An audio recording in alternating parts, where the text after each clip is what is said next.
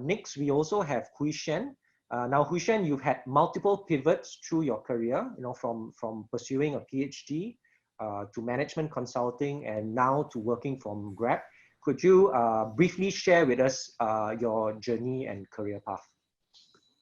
Before I start, how much time do I have? Just want to make sure I don't go overboard. Yeah, maybe let's start with a brief introduction, and then we'll peel through the rest of the questions as we go along the interview. Okay.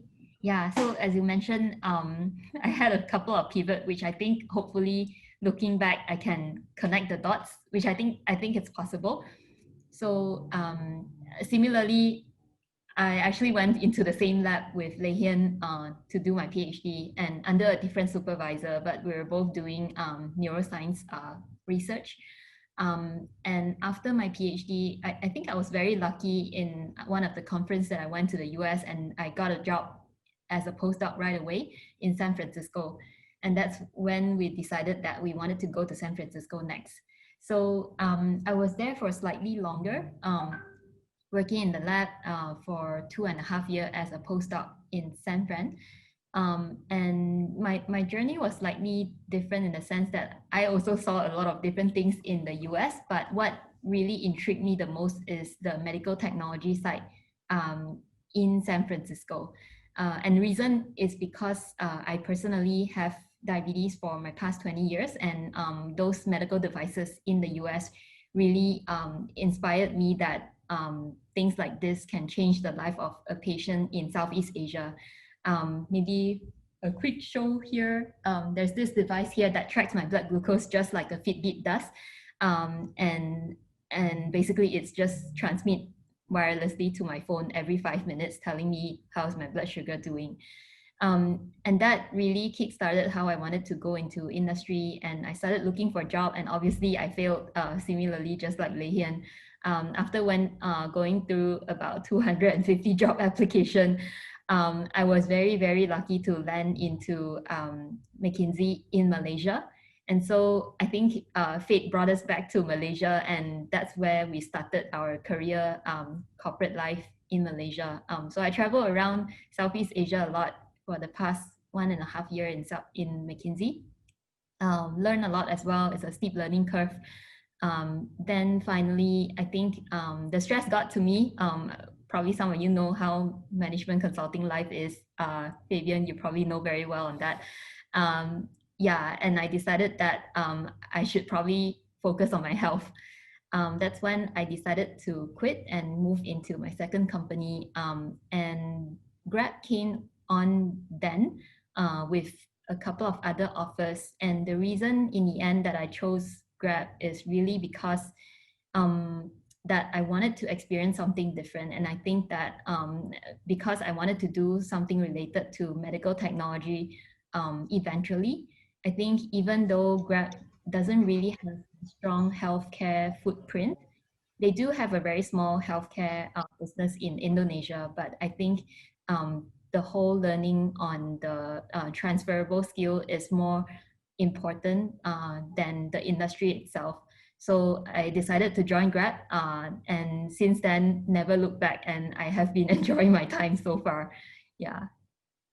Hey, thanks for sharing, Hui Shen. Like, I really like your sharing regarding how you discovered your your purpose, and that sort of shaped your pursuit of an academic path in the health sciences, and even like in your work in Grab also, you're looking out for opportunities to pursue things related to the health sciences, and it's really inspiring to see like that kind of purpose driving your decisions. Thanks for sharing.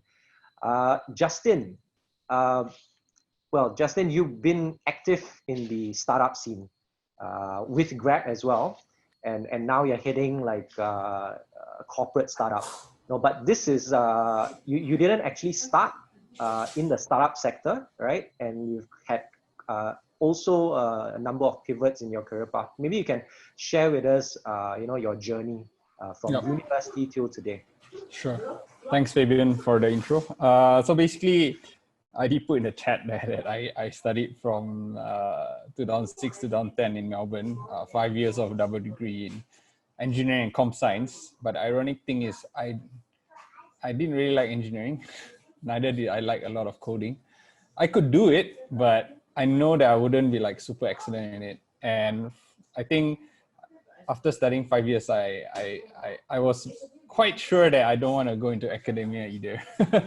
But anyways, I was bonded with Sime Darby. So the natural path was just to go back to Malaysia. I was there in Sime Darby doing corporate ID strategy for 1.5 years before I decided to, hey, let's make use of my engineering degree. So I took a leap of faith. I joined Schlumberger as a wireline field engineer, and that took me to Turkmenistan for 2 years. So if you don't know where that is, it's next to Kazakhstan, Uzbekistan, Afghanistan, and Iran, and next to the Caspian Sea. So I was there for 2 years, and then up to 2015, and then that oil crash happened, if you all know about it.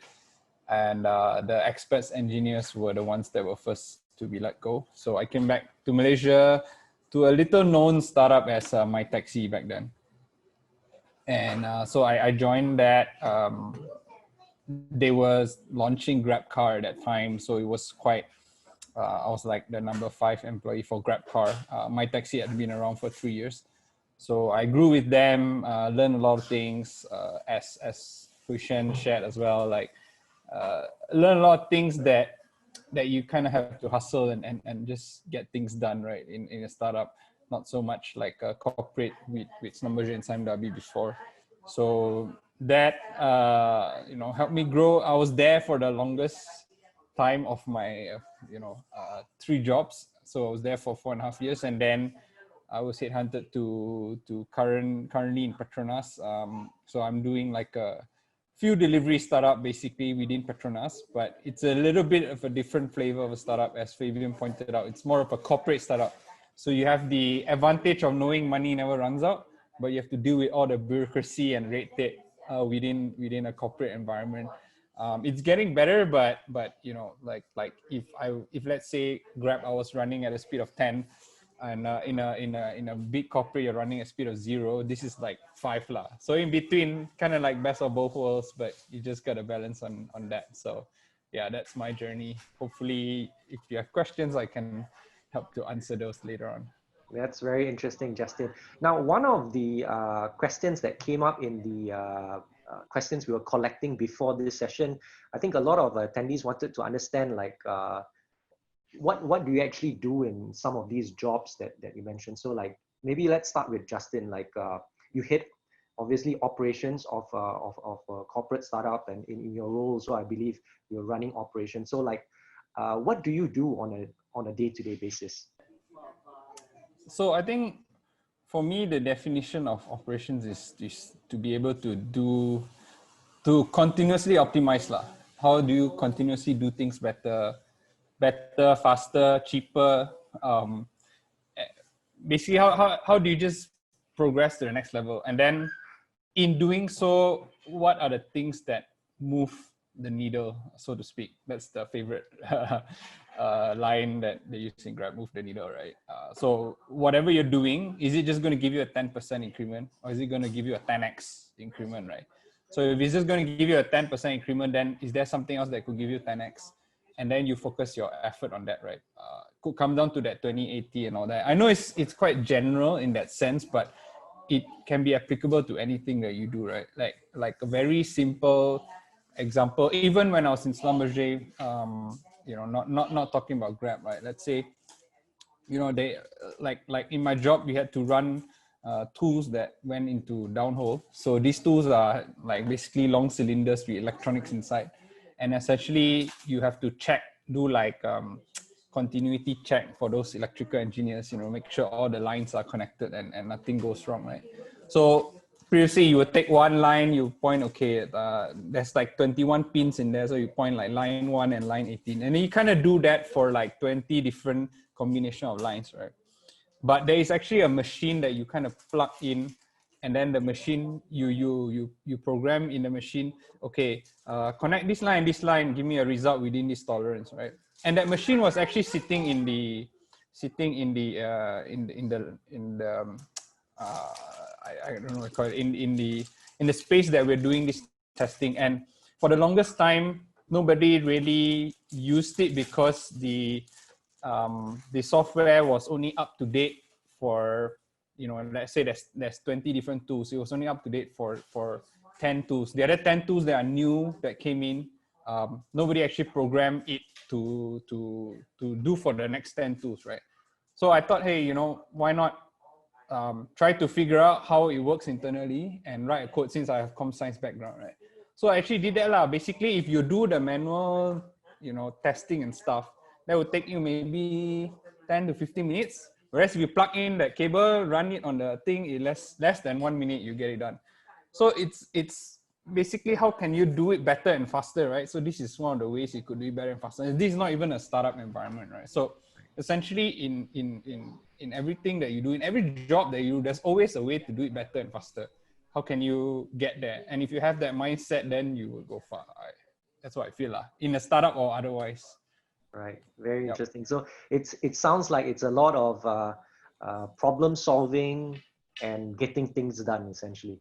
Yeah, looking like looking out for opportunities, basically, on how you can make things better. I mean, you could just be like, oh, okay, this is how everybody's been doing it, so you just do it that way lah, you know, and you wouldn't be wrong, right? Nobody's going to fault you for that. But how do you become excellent? How do you achieve operational excellence is to actually look out for how you can make things better every time. Right. Yeah. All right. I'm going to move to Hui Xuan now. So you're in Grab at the moment. Can you share with us what do you do on a daily basis? I was just trying to think, how do I answer this question just now? So I tried to review what I did today.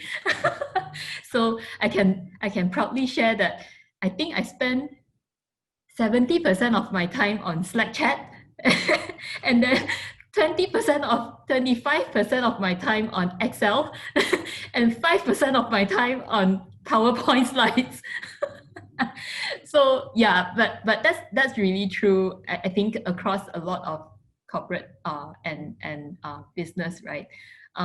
Where you spend a lot of time chatting with people and working with different teams. Maybe that percentage might differ across the roles that you do. But the reason that I spend so much time chatting with people is just that my role in Grab is more on maybe we can call it like an internal consultant type of role, where my role is part under the regional end, but not really under a specific functional team inside GrabPay Malaysia.